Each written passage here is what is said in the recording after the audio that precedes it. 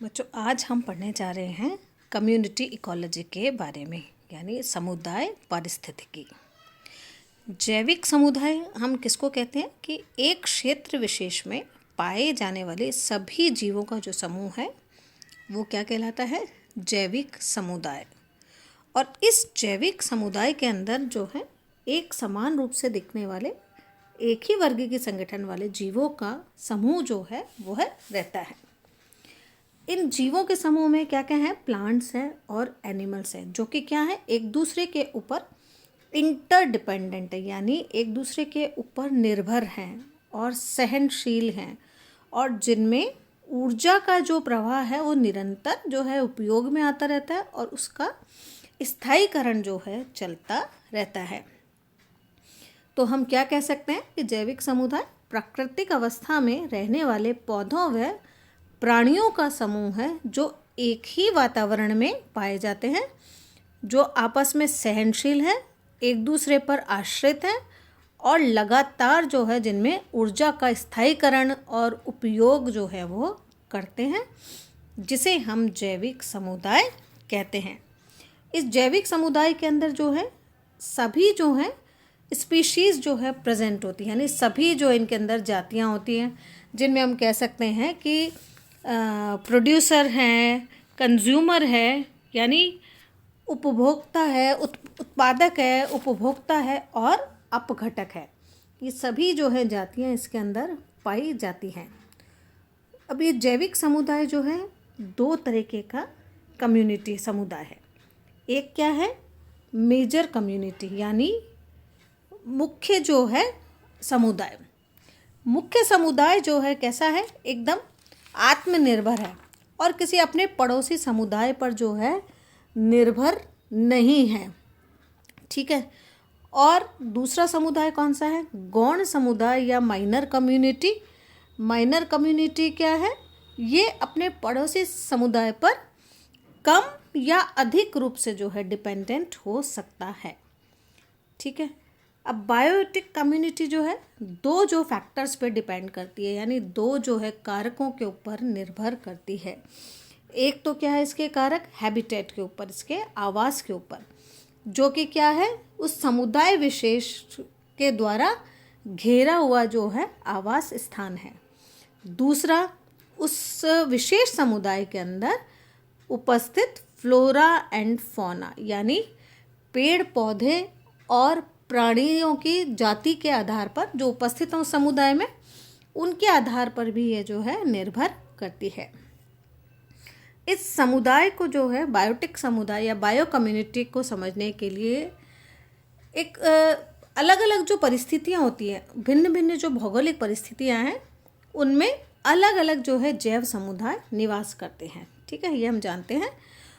और इन जैव समुदाय के जो ये जीव हैं हमारे, इनके अंदर कुछ क्या है, विशिष्ट लक्षण पाए जाते हैं। ये विशिष्ट लक्षण और कुछ साधारण लक्षण पाए जाते हैं। तो साधारण लक्षण तो क्या है, सभी में समान रूप से पाए जाते हैं, किंतु कुछ विशिष्ट लक्षण अलग अलग जातियों के अंदर जो है अलग अलग पाए जाते हैं। और यह जो है एक किसी समुदाय की उपस्थिति से लेकर के और उसकी जो है समाप्ति तक जो है ये जीवन चक्र जो है ये निरंतर जो है चलता रहता है। कम्युनिटी कोई भी ओरिजिन होती है तो उसके ओरिजिन से लेकर के वो जब वृद्धि करती है, विकास उसके अंदर होता है, वो अपनी विकास की चरम अवस्था तक जो है पहुंच करके अंत में क्या है, मृत्यु को प्राप्त होती है। और इस जो प्रक्रिया के अंदर जो है कई सैकड़ों जो है वर्ष भी लग जाते हैं इस प्रोसेस के अंदर। इस जैविक समुदाय को जो है बायो कम्युनिटी जो है हमारी, या कम्युनिटी इकोलॉजी जो है, इसको जो है समझने के लिए यह इसके अंदर कुछ जो है लक्षण पाए जाते हैं, कई सारे जो है इनके अंदर लक्षण पाए जाते हैं। और ये लक्षणों के आधार पर जो है स्थानीय कारक, वातावरण है, कारक है, और अलग अलग चीज़ें जिनके साथ में ये इफ़ेक्ट होते हैं, प्रभावित होते हैं उन कारकों के द्वारा। तो ये मुख्य लक्षण इसके हैं: समुदाय विविधता यानी कम्युनिटी डाइवर्सिटी, कम्युनिटी डोमिनेंस समुदाय प्रभाविता, समुदाय की संरचना, समुदाय का स्तरीकरण, इसकी आवर्तता, पीरियोडिसिटी और इंटरडिपेंडेंस यानी आत्मनिर्भरता। इनको हम एक एक करके लेंगे। सबसे पहले हम बात करते हैं कम्युनिटी डाइवर्सिटी की।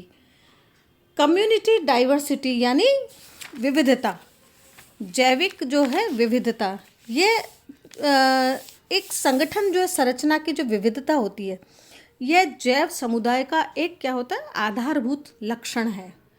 ठीक है, और इसके अंदर जो है कई सारे जो समुदाय हैं, हम जो है उनके बारे में ये देखते हैं कि वो किस तरीके से एक दूसरे के साथ में उनमें अंतर क्रियाएँ जो हैं होती हैं। ये अंतर क्रियाएँ या आपस में एक दूसरे के साथ जो इफ़ेक्ट होता है, ये इनके अंदर खुद के जो है सदस्यों के साथ भी हो सकता है और एबायोटिक फैक्टर्स के साथ, अजैविक कारकों के साथ भी जो है यह इंटरैक्शन या अंतर क्रियाएँ जो हैं होती हैं इनकी। सोशल, चाहे वो आपस में इनके लिए फूड साइकिल के लिए, भोजन के लिए प्रतिस्पर्धा हो या क्रिया हो, रिप्रोडक्शन के लिए हो, या फिर सोशल रिलेशनशिप, सामाजिक जो है इनका जो व्यवहार है, संगठन है, उसको लेकर के भी ये अंतर क्रियाएँ जो है चलती रहती हैं। दूसरा हमारा है कम्युनिटी डोमिनेंस। कम्युनिटी डोमिनेंस यानी समुदाय प्रभाविता। जैसा कि हम जानते हैं एक समुदाय में बहुत सारे जो हैं एनिमल्स होते हैं, बहुत सारी स्पीशीज़ होती हैं, बहुत सारे जो है विशिष्ट या प्राणी पाए जाते हैं उनके अंदर। और ये जो है विशिष्ट प्राणी और क्या है, इनके अंदर जो है कुछ ही जो स्पीशीज़ है यानी कुछ ही जो जीव है, वो पूरी कम्युनिटी पर, पूरे समुदाय पर जो है अपना विशेष जो है प्रभाव डाले रखते हैं। और ये जो अपना विशेष प्रभाव जो है डाले रखते हैं, जिससे कि पूरे समुदाय पर जो है किसमें, अपनी संख्या के आधार पर, अपनी आकार या आकृति के आधार पर, या अपने जो क्रियाकलाप है उनके आधार पर जो है ये जंतु अपना जो है प्रभाव डाले रखते हैं किसमें, समुदाय के अंदर। और इन जीवों के अंदर जो है जो सबसे अधिक जो है ऊर्जा के क्रम को जो है कंट्रोल करता है, इन सभी जो विशिष्ट जीव हैं इनमें जो सबसे अधिक ऊर्जा के क्रम को नियंत्रण करते हैं, उन्हें हम कहते हैं पारिस्थितिकीय प्रभावी। यानी वो जो है कम्युनिटी, वो जो समुदाय है, वो क्या कहलाता है, पारिस्थितिकी प्रभावी, जो सबसे अधिक जो ऊर्जा के क्रम को कंट्रोल करता है। जैसे हम अगर इसमें देखें, जानवरों के चराने का अगर हम निरीक्षण करें, चरने का जो एरिया है उसमें घास जो है कितनी है, 40 एकड़ के करीब जो है घास है। और वहाँ पर ओक के ट्री पाए जा रहे हैं, ओक के पेड़ पाए जा रहे हैं 5। मवेशी जो है वो है 75। और चिकन्स यानी चूज़े जो है उनकी संख्या है 5। शिप, भेड़ की संख्या है 2 और घोड़े हैं इसमें 2। जैसा कि हम इसमें देख सकते हैं कि सबसे ज़्यादा जो है इसमें किनकी संख्या है, प्रोड्यूसर्स की संख्या है। प्रोड्यूसर्स, उत्पादक जो हैं सबसे अधिक जो है क्या है, प्रभावी है उत्पादक। तो उत्पादकों में घास जो है सबसे अधिक प्रभावी हम देख सकते हैं। और इनके अंदर उपयोग करने वालों में क्या है, सबसे अधिक कौन है उपयोग करने वालों में, कैटल, मवेशी जो हैं वो सबसे अधिक उपयोग करने वालों में है। तो कंज्यूमर में मवेशी और प्रोड्यूसर के अंदर घास जो है सबसे यहाँ पर प्रभावी है। और अगर इस समुदाय से उसके प्रभावी सदस्यों को अगर हम निकाल दें तो समुदाय में जो है एक कैसा परिवर्तन आ जाएगा, विघटनकारी परिवर्तन आ जाएगा। यहाँ पर अगर इस घास स्थल से मवेशियों को निकाल दें तो इतनी एनर्जी का जो ट्रांसफ़र है, वो एनर्जी फ्लो जो है वो यहाँ पर बहुत ज़्यादा इफ़ेक्टिव होगा, प्रभावित होगा। और जबकि अगर हम कहें कि अप्रभावित जाति जो है, प्रभावी जाति, उसको निकालने से कोई परिवर्तन यहाँ पर नहीं हो सकता है। स्थलीय अगर हम देखें इकोसिस्टम के अंदर, उस वहाँ पर पेड़ जो है सबसे अधिक प्रभावशाली है, क्योंकि पेड़ जो है क्या काम करता है, भोजन भी प्रदान करता है और शेल्टर भी देता है, यानी जो है सुरक्षा भी या शरण भी जो है जीवों को प्रदान करता है। नेक्स्ट हमारा क्या है, कम्युनिटी स्ट्रक्चर। कम्युनिटी स्ट्रक्चर यानी समुदाय की संरचना। तो एक समुदाय की जो संरचना है वो कितने 4 प्रकार के समूहों द्वारा होती है। सजीवों के समूह द्वारा होती है। ये हम पिछले हमारे चैप्टर्स में भी पढ़ चुके हैं। वो क्या क्या है? प्रोड्यूसर्स उत्पादक, कंज्यूमर्स, ठीक है, और अपघटक, ओमनीवोरस प्राणी, डीकम्पोजर्स, ये 4 घटक जो हैं मुख्य रूप से पाए जाते हैं।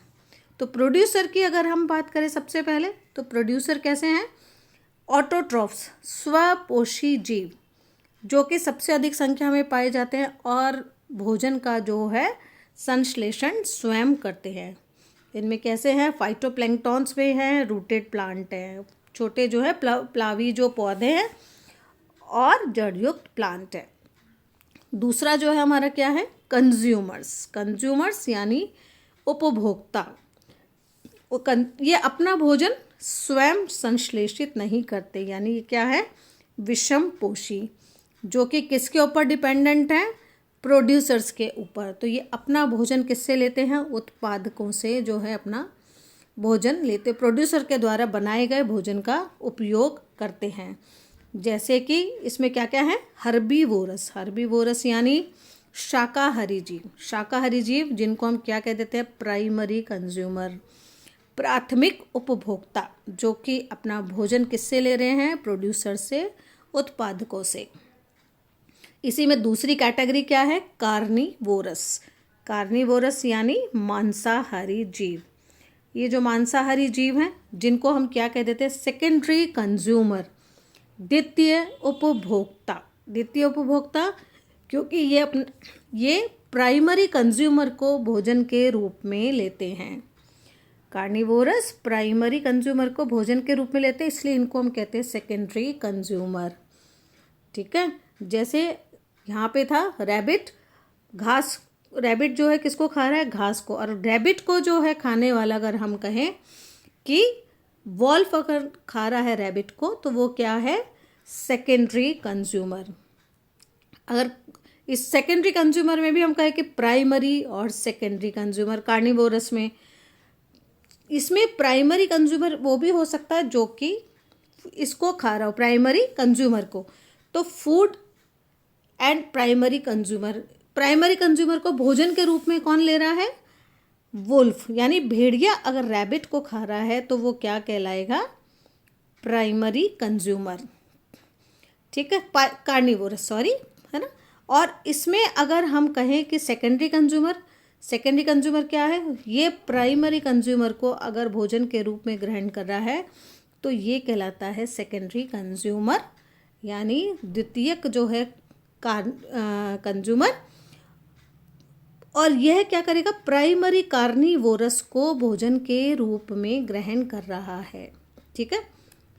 एक तो हो गया हर्बीवोरस शाकाहारी, एक हो गया कार्निवोरस मांसाहारी। और कार्निवोरस को हमने 2 में डिवाइड कर दिया, प्राइमरी कार्निवोरस और सेकेंडरी कार्निवोरस, ठीक है।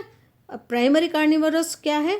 प्राइमरी कार्निवोरस से प्राइमरी कंज्यूमर को भोजन के रूप में ले रहा है। और यह लायन जो है वॉल्फ को खा रहा है, तो ये प्राइमरी कार्निवोरस को जो है अपने भोजन के रूप में ग्रहण कर रहा है। तीसरा क्या है हमारे इसमें? ओमनीवोरस यानी सर्वाहारी, ये जो है वनस्पतियों और जीवों दोनों को जो है भोजन के रूप में ग्रहण कर सकते हैं। वनस्पतियों और जीवों को, प्लांट्स और एनिमल्स को भोजन के रूप में उपयोग करते हैं, जिनको हम कहते हैं ओमनीवोरस या सर्वाहारी। ये हो सकते हैं सेकेंडरी और टर्शरी कंज्यूमर्स, द्वितीयक और तृतीयक जो है उपभोक्ता के रूप में ये है, हम इनको कह सकते हैं। जैसे रेड फॉक्स जो है अंगूर भी खाती है, और क्या खा रही है? चूहा भी खा रही है, रैट को भी खा रही है, डेड मैमल्स को भी खा रही है, भोजन के रूप में ये ग्रहण करती है।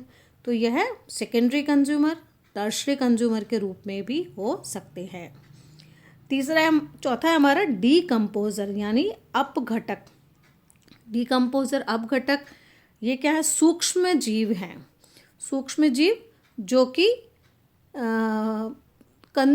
प्रोड्यूसर्स और कंज्यूमर के मृत शरीर को भोजन के रूप में ग्रहण करते हैं, जिन्हें हम कहते हैं डीकम्पोजर्स, ठीक है। और ये क्या काम करते हैं? कॉम्प्लेक्स जो प्रोडक्ट्स हैं, जो जटिल जो पदार्थ हैं इनसे निकले हुए, इनके मृत शरीर के, उनको जो है ये सिंपल फॉर्म में यानी सरल रूप के अंदर जो है परिवर्तित कर देते हैं, जो कि किसके द्वारा, प्रोड्यूसर्स के द्वारा वापस में ग्रहण कर लिया जाता है और ये साइकिल जो है चलती रहती है।